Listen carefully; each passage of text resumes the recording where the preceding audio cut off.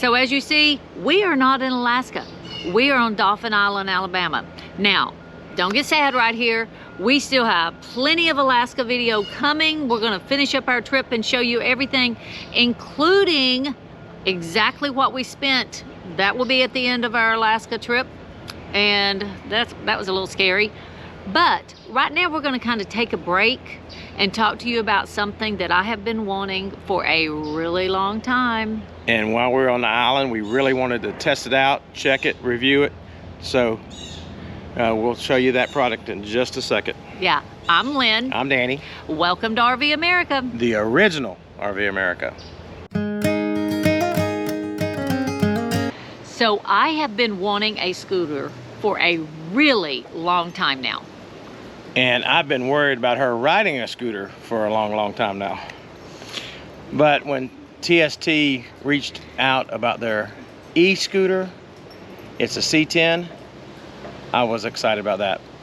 Because it has a seat, it has a wider base, and she is accident prone. Yeah, he thinks I'm accident prone just because I've fallen a few times.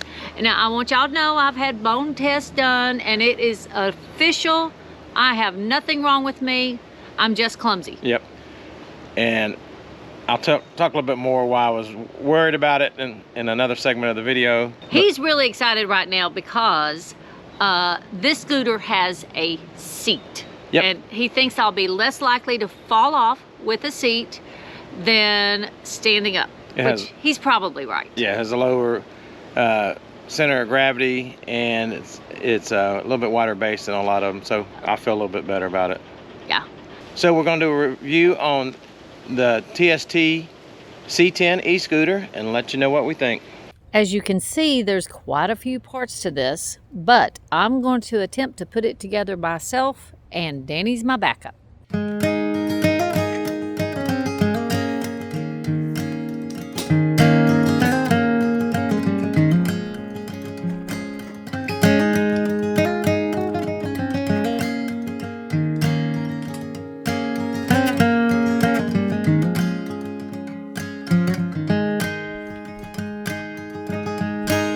Put this together mostly by myself. I was a little short on muscle in a couple of places and Danny had to help me. The hardest part was getting the fenders. Are they called fenders? Okay, getting the fenders on, but he helped me and we got that on. Now, when you put the key in and turn it on, wait a minute, let me show you. It's got a headlight. Look at my headlight. That's really cool. But he won't let me ride without my helmet, which is always a good thing, safety first. So I'm off to get my helmet.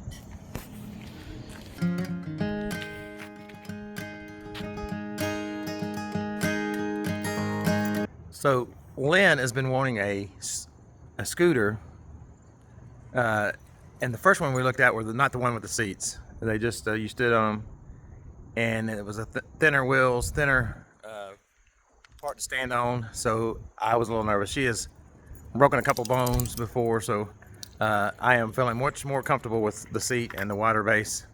So, but I do want her to wear that helmet. Not saying she's accident prone, but she's accident prone. Oh, hey, babe. Hi, babe.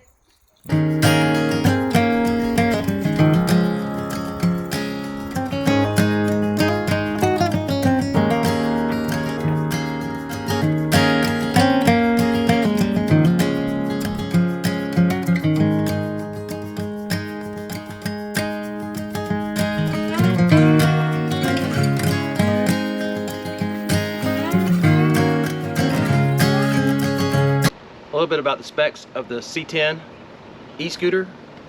Number one, it's got a 500 watt motor, which is going to give you plenty of power for a scooter. This scooter will go up to 18 to 19 miles per hour, and I've had it up pretty high, and Lynn's had it up fairly high too, so it will get and go. The range of the scooter is about 15 miles, so we're able to go to the end of Dauphin Island and back without any issues or any problems. One of the great things I like is that we charged it before we left our home base, and we've used it quite a bit down here on Dauphin Island and have not had to recharge it yet. The weight of the eScooter with the motor, battery, and everything is around 35 pounds. The capacity of the e-scooter is 220 pounds, so I barely made it. To fully charge this, it'll take you about 5-6 hours when it's completely dead. Like I said, we only had to charge it once and have not had a problem. You can notice it's got a wider base and it's low to the ground, which gives you good stability. Also notice the basket, which is something Lynn likes. We've been able to take things out to the dumpster, or you can use it to haul anything to go to the laundry. She's also used the basket to pick up one of her favorites, Amazon. We had it delivered here to the office, some packages, and she was able to put them in the basket and carry it back. It's very traditional. It has a throttle on your left side, and on the right side it has a brake, and this is a dual brake. It has a front brake and a rear brake, so you're able to stop evenly. If you notice, we've only lost about 1 bar. This tells you your battery charge. Did want to point out, whether you're tall or short, you're able to raise and lower the seat. That way it will fit your frame. It does have a light. If you're cruising around the campground and it's getting a little bit dark, you do have a light. Or if you're taking the bike path, so I don't know if you'll be able to see that, but there's the light. The next thing is the horn. I want you to cover your ears a little bit because you'll be amazed at how loud this is. Not too loud, but enough to get attention if you're going around somebody, which is always polite to do, is beep the horn as you're going around. So one of the things we like about the TST C10 e-scooter is that it collapses down and you can put it just about anywhere. You can put it in your RV. We're going to put it back in the Jeep. We've taken it plenty of places to get out and explore with it. So it's quick and easy. You just have a latch to lower the seat, and then you have a hit latch to lower this. So that claps down. It's 35 pounds, so Lynn probably will struggle picking this up.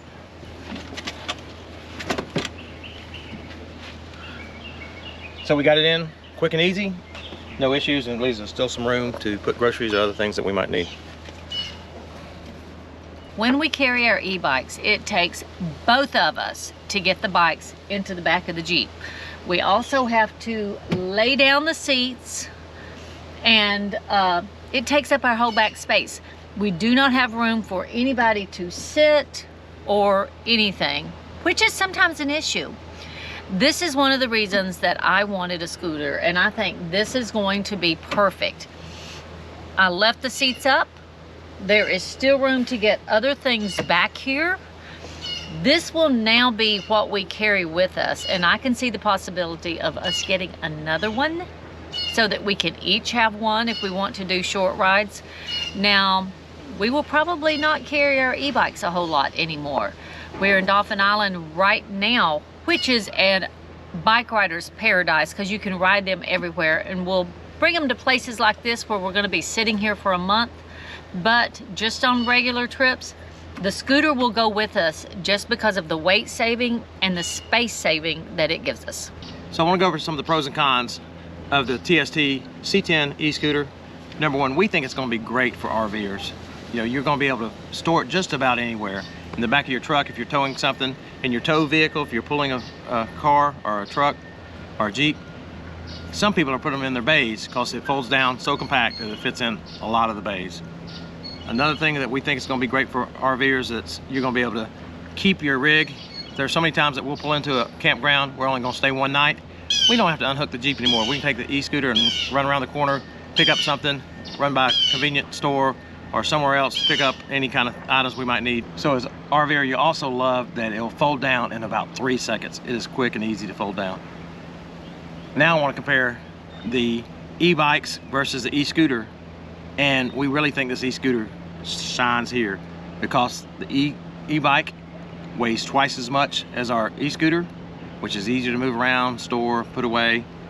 It takes up less than a quarter of the space that an e-bike does.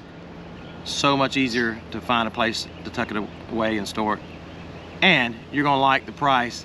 It's about 25% of what some of these e-bikes cost, if not more.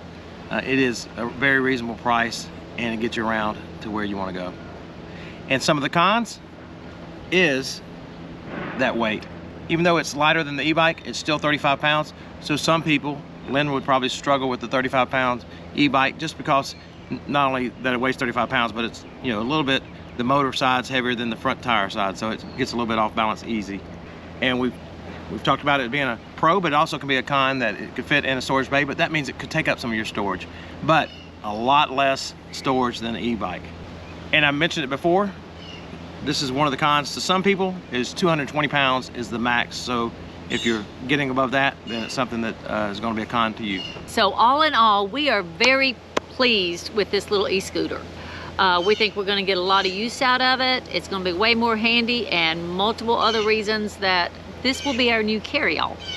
Yep, as we've talked about, it's got so many pros, and we have the 2 e-bikes, but we see ourselves using the e-scooter more.